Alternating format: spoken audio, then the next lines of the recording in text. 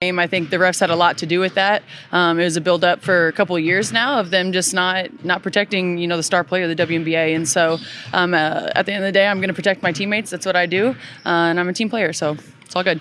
The revolution has begun, and Sophie Cunningham is leading the charge. The voices demanding justice for Caitlin Clark have reached a crescendo, and now the unthinkable is happening. Legal action against the very referees who have systematically failed to protect the WNBA's biggest star. What we're witnessing isn't just basketball anymore. It's a complete breakdown of professional integrity that has finally pushed someone to say, enough is enough. So we will take all media questions today, but we're just supposed to read from a script, and that's exactly what I'm going to do here. On behalf of my teammates and every member of our union, I want to be very clear that we remain committed to negotiating the next CBA with the league and the teams in good faith and privately, but we do want to set the record straight, not for the headlines, but for the fans who support us and deserve transparency. What's at stake?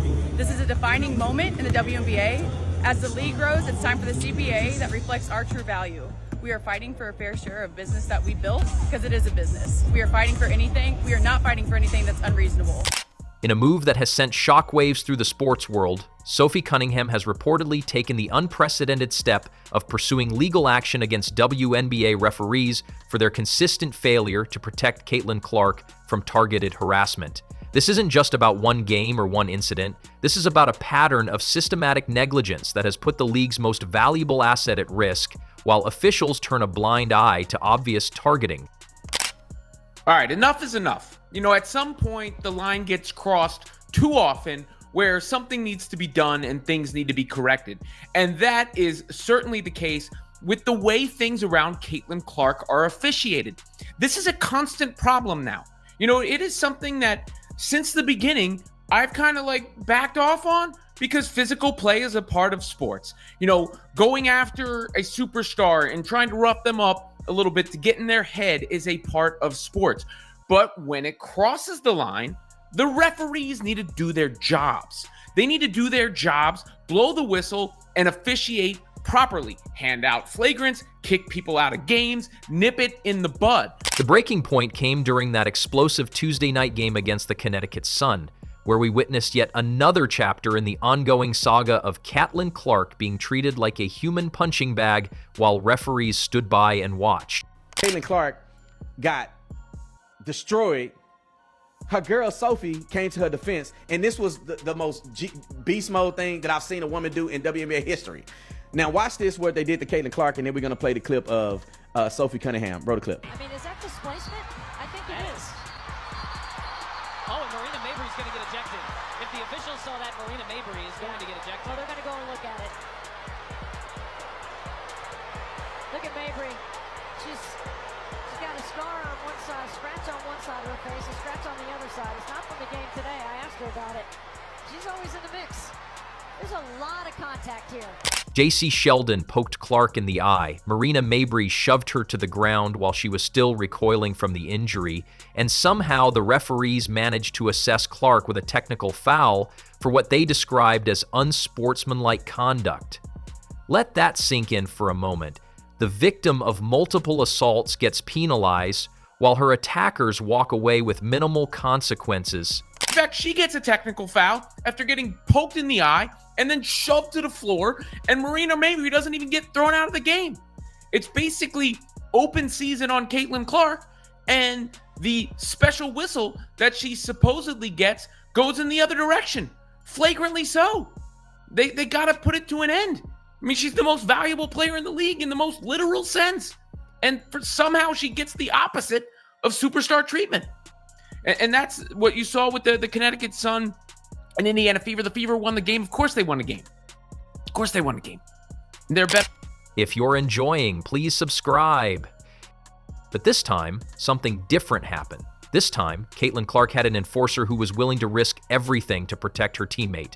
Sophie Cunningham, who had watched this pattern repeat itself game after game, finally decided enough was enough. With 46 seconds left on the clock, when Sheldon made a steal and headed for what should have been an easy layup, Cunningham delivered a message that resonated far beyond the confines of Gainbridge Fieldhouse. Y'all ain't really tapped in, because Sophie Cunningham been crashed out. She been popping it, overly. They been saying she wasn't all there, and I knew this. Y'all. I ain't gonna lie. Y'all lucky she wasn't in the game when it happened. Y'all lucky she wasn't in the game, because Marina Mabry would have got the pause for real. I ain't gonna lie. The girl, I don't even know the little girl that got in the clinch. I ain't gonna lie. She did her dirty. I was just waiting for the knees. I was waiting for the high knees. Because they said she was a black belt. I didn't know she was a black belt, but I know she was a popper. I know she was with all the smoke. She ain't never dunking no smoke ever. What happened next was unprecedented in WNBA history. Within 24 hours, Sophie Cunningham went from having fewer than 400,000 followers on TikTok to over 1.2 million, with her Instagram following growing by more than 700,000. Fans weren't just supporting her, they were celebrating her, calling her the enforcer, and buying out her jerseys until they were completely sold out. This wasn't just viral fame. This was a cultural moment that revealed how desperate fans were for someone, anyone, to finally stand up for Caitlin Clark. When Sophie Cunningham finally addressed the media, her words cut through the diplomatic nonsense that typically follows these incidents like a knife through butter. Are we even surprised about this? Sophie Cunningham's jersey sales just passed Caitlin Clark's after she goes viral overnight for protecting Caitlin Clark in a game where she got fined $400, which Caitlin Clark apparently is paying for. But yeah, we found our new queen at Indiana. Here's what makes Cunningham's legal action so groundbreaking. She's not just talking about one game or one incident. She's talking about a couple years now of systematic failure by WNBA officials to protect their most valuable asset. Caitlin Clark has revolutionized WNBA attendance, with Fever games drawing over 15,000 fans, up from 7,000 for non-Fever games. Her road games boost attendance by 87%, and she drives 33.5% of total WNBA attendance. The numbers don't lie about Clark's impact on the league. Games featuring Clark have 105% more fans in attendance compared to games without her. When the Fever visit opposing teams, they draw 36% more fans on the road than any other team in the league. The Seattle Storm, Los Angeles Sparks, and Washington Mystics all saw attendance increases of more than 100% when Clark visited. But let's be honest about what we're really discussing here. This isn't about numbers or competitive basketball. This is about a pattern of targeted harassment that would be unacceptable in any other professional sports league. The Fever saw it coming. They went and got Sophie Cunningham, 6-year-old black belt. This is what the Bulls did with Charles Oakley to protect Michael Jordan. Watch the retaliation later by Sophie Cunningham. And again, this is inappropriate, right? No, it's what happens in basketball. The fan reaction to Cunningham's stand has been nothing short of explosive, with supporters demanding that WNBA referees face serious consequences for their systematic failure to protect Clark. Fans are no longer content with diplomatic statements and empty promises. They want heads to roll, they want accountability, and they want justice for the player who has single-handedly saved their league from irrelevance. What's particularly damning is how quickly fans rallied around Cunningham's cause. Within hours of her defensive action, social media was flooded with support, with fans calling her a hero and demanding that more players follow her example. The hashtag movement supporting Cunningham have gained hundreds of thousands of participants, all united in their demand that the WNBA finally address its referee problem. Kevin Garnett praised Cunningham's defense of Clark, a sentiment echoed by Chris Evert, who called Clark the best thing to happen to women's basketball. The growing outcry against Clark's treatment culminated in Cunningham's lawsuit against the WNBA refs. The WNBA refs are the worst. They really are the worst in the WNBA. Some of these women's refs, I don't know if you feel this way, Angel, but they have a long way to go. It's been like that for a while. I don't know what it is. It's like, if they go to ref school, I don't understand. They're going to the Phoenix University of ref schools. They're going to DeVry. Yeah, bro. The evidence of systematic targeting is overwhelming and undeniable. Rebecca Lobo, who did extensive research watching tape of WNBA rookies for the past 27 seasons, is adamant that Caitlin Clark is being played differently, defended differently than any other rookie who's ever stepped onto a WNBA court. This isn't conjecture or opinion, this is documented fact from someone who has studied every rookie class in league history. The pattern is clear and disturbing. Clark has been poked in the eye, shoved to the ground, hip-checked, and subjected to flagrant fouls that would result in ejections for any other player. Yet somehow she's the one who receives technical fouls for reacting to being assaulted.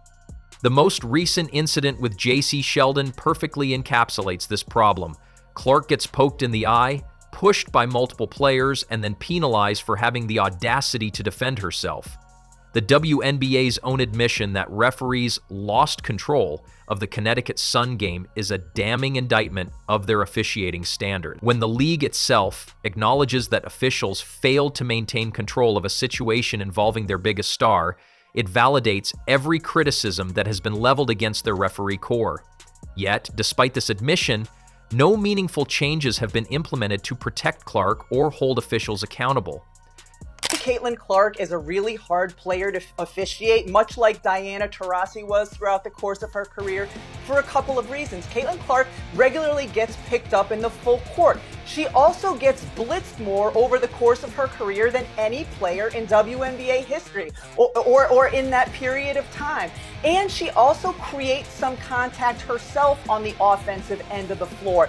She is very difficult to officiate because of all of the contact that's happening around her all of the time. That being said, I was in contact with a number of WNBA coaches yesterday about this topic of the officiating in the WNBA, and all of them said it needs to get better. Specifically, the consistency, not only from one game to the next, but the consistency within a game. One coach told me, we tell our players to be as physical as they can possibly be for 40 minutes because we know for 38 of them, they're pretty much going to get away with it. So I think Sophie Cunningham's decision to pursue legal action against WNBA referees represents a watershed moment in professional sports. Sophie Cunningham is suing WNBA refs for negligence in protecting a teammate, risking her career to hold them accountable. This groundbreaking case could set a precedent, making sports officials personally liable for failing to safeguard players from harassment, citing documented systemic targeting. The timing of this legal action couldn't be more perfect, coming on the heels of the WNBA's own integrity crisis involving referee corruption. The league has already been forced to fire 3 referees following a bribery investigation, proving that officiating problems run deeper than just incompetence. When referees are accepting financial incentives to influence game outcomes, it's clear that the entire system needs to be rebuilt from the ground up. You should have had the second jersey WNBA I bought. I did not know that you were so proficient in holding the back of a girl's head while talking shit to her. She defended Caitlin Clark from that flagrant foul, which they didn't call flagrant for some reason last night. And she had her titled up. And then the rest of the Don Imus crew came up and tried to, separate it and whatever. But let me just tell y'all this. Sophie Cunningham, thank you for defending Caitlin Clark. Somebody in the WNBA has to protect the brand, and it's not going to be the EBT members. So thank you for protecting the greatest female basketball player of all time. I was unfamiliar with your work. I've seen the walk-in videos. I've seen all the other stuff. I didn't know you had hands. The WNBA's response to this crisis has been nothing short of disgraceful. Instead of addressing the systematic targeting of their biggest star, they've chosen to fine Sophie Cunningham for finally standing up to the bullies.